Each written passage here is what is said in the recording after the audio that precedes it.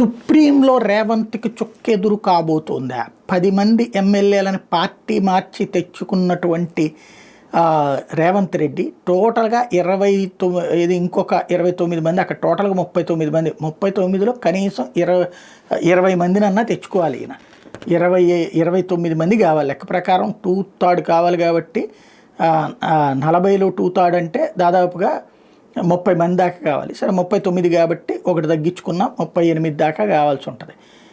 ఇది 28 దాకా కావాల్సి ఉంటుంది. అంతమంది వస్తారంటే వచ్చేస్తున్నారు, అందరు ఎగబడి అన్నారు. బట్ కేటీఆర్, హరీష్ రావు, కేసీఆర్ అందరి ప్రయత్నాలు ఫలించి వరదలాగా వస్తారనుకున్న వలసలు ఆగినటువంటి పరిస్థితి. రెండోది, రేవంత్ తీసుకున్నటువంటి నిర్ణయాల కారణంగా తర్వాత రాబోయే రోజులు దెబ్బతింటాం అన్నటువంటిది భయపడి ఆగిపోతున్నటువంటి పరిస్థితి. భవిష్యత్తులో గ్యారంటీ రేవంతే ఇక మరొక రాజశేఖర రెడ్డి అవుతాడు, మరొక చంద్రబాబు అవుతాడు, మరొక జగన్మోహన్ రెడ్డి అవుతాడు అనుకుంటే వస్తారు, లేకపోతే ఉండిపోతారు.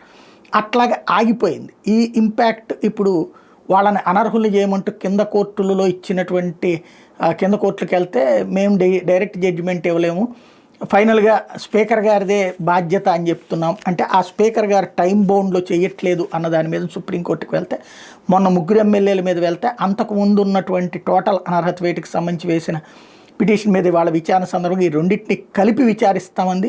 10వ తారీఖుకి వాయిదా వేసింది. ఇప్పుడు వాళ్ళకి నోటీసులు ఇచ్చింది. ఈ నోటీసులు అందుకున్న వాళ్ళు పోచారము, సంజయ్, గాంధీ, అరికపూడి గాంధీ, అట్లాగే మహీపాల్ రెడ్డి, యాదయ్య, బండ్ల కృష్ణమోహన్ ఇట్లాంటి వాళ్ళందరూ ఉన్నారు.